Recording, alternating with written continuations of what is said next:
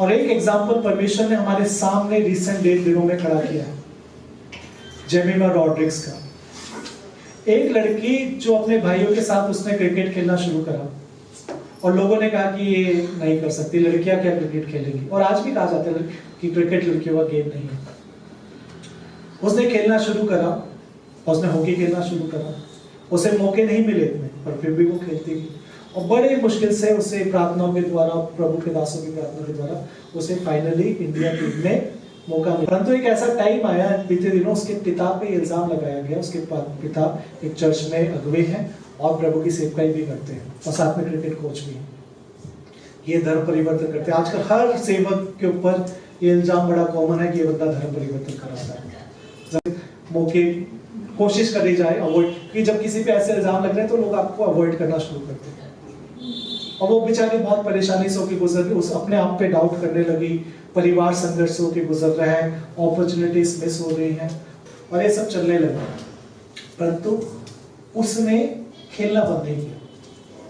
वो कहती है कि मुझे पता था कि परमेश्वर वचन कहता है कि जो रोते हुए बोलते हैं वो हर्ष के साथ काटेंगे।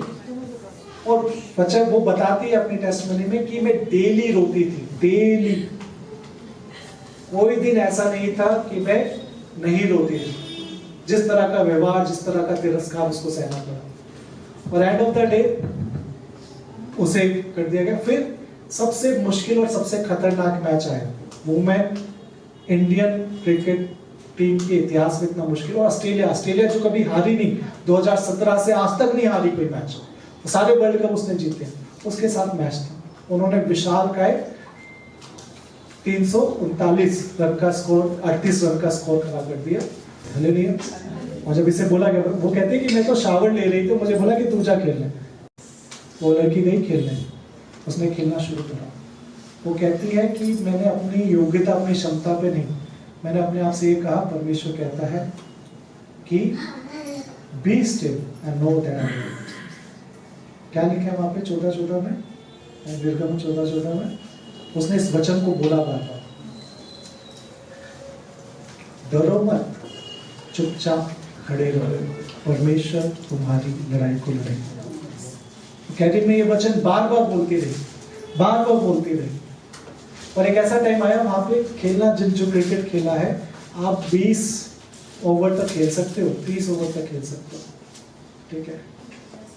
50 ओवर का गेम था और जिसमें से ऑलमोस्ट 48 ओवर उसमें खेले। कहते हैं कि मैं 85 रन पे पहुंची थी, मेरी हिम्मत बिल्कुल खत्म हो गई थी और वो अपने टैलेंट पे भी नहीं कि मुझे चौके छक्के मार के जिताना। कहते मैं बस खड़ी रही, मुझे सिर्फ खड़ा रहना है, मेरा परमेश्वर काम करेगा। हालेलुया। मुझे सिर्फ खड़ा रहना है, मेरा परमेश्वर काम करेगा। और रिजल्ट ये हुआ, उस दिन इतने रिकॉर्ड टूटे जो वुमेन क्रिकेट या इंडियन क्रिकेट के इतिहास में नहीं हुआ। और जिस वुमेन क्रिकेट देखना पसंद ही नहीं करते, जो उसको वैल्यू नहीं देते, वो से कहते हैं तो क्रिकेट है ही नहीं। पर उस लड़की ने ऐसा मैच खेला, छक्के नहीं लगाए उसने, सच में वो सिर्फ खड़ी रही क्योंकि परमेश्वर उसकी जंग लड़ रहा था। और जिसे पूरा भारतवर्ष, मैं आपको बता नहीं सकता उसे कितना तिरस्कार सहना पड़ा, कितना गलत सुनना पड़ा, आज पूरी दुनिया में उसके नाम का जय जयकार हो। आमीन। पूरा सोशल मीडिया भरा पड़ा है और सिर्फ इंडिया नहीं, पूरी दुनिया, इस वक्त पूरी दुनिया में लोग कह रहे हैं कि जेमिमा रॉड्रिग्स नाम से एक लड़की है, उसने वो कर दिखाया जो कोई कर ही नहीं सकता, इम्पॉसिबल को पॉसिबल। पर ये जेमिमा ने करा, प्रभु यीशु ने करा और वो भूली नहीं। कई बार हमें से बहुत लोग, जब सब कुछ बढ़िया चल रहा होता है ना, प्रभु को भूल जाते हैं। मैंने किया भाई, मैंने किया है, अपने परिवार को बढ़िया मैंने बनाया है, अपनी बीवी को नया सूट मैंने दिलाया है, ठीक है, नई गाड़ी मैंने ली है, जॉब मैं करता हूं, डिग्री मैंने पास की है, कंपटीशन मैंने जीता है, अपने बच्चों को मैंने पढ़ाया है, मेरी तारीफ होनी चाहिए। उसने क्या कहा? सारी महिमा, सारा धन्यवाद प्रभु यीशु मसीह को, उसके बिना ये पॉसिबल ही नहीं था। बाकी सब मेरी टीम ने मुझे एनकरेज किया, वो मेरे साथ खड़े रहे सब, पर पहली चीज, firstly I want to thank Jesus क्योंकि उसके बिना ये पॉसिबल नहीं था। हालेलुया। और आज एक और इम्पोर्टेंट मैच है। आपको नहीं पता परमेश्वर आपकी लड़ाई लड़ रहा है। आमेन।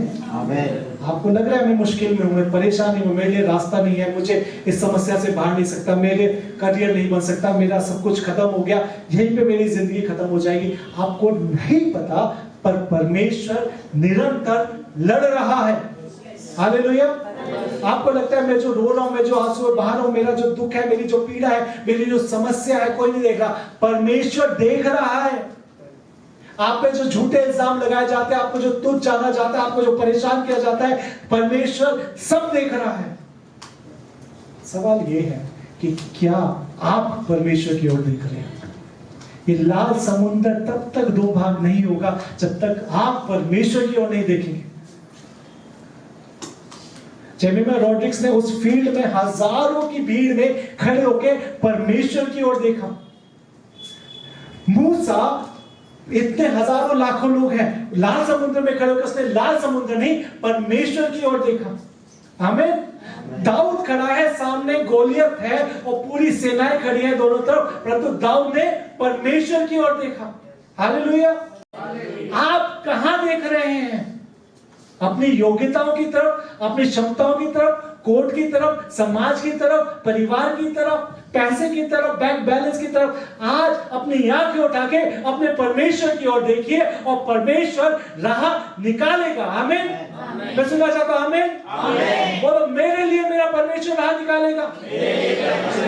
परमेश्वर मूसा को कहते, तू क्यों चिंता करता है, क्यों परेशान है, तू क्यों अपने आप को परेशान हो रहा है? मूसा चिल्ला रहा था, रो रहा था, प्रभु तूने कहां फंसा दिया, प्रभु ये क्या हो गया मेरे साथ, मैं क्यों इन परेशानियों में हूं, मैं तो इनको लेके आया। और परमेश्वर कहता, चुप चुप चुप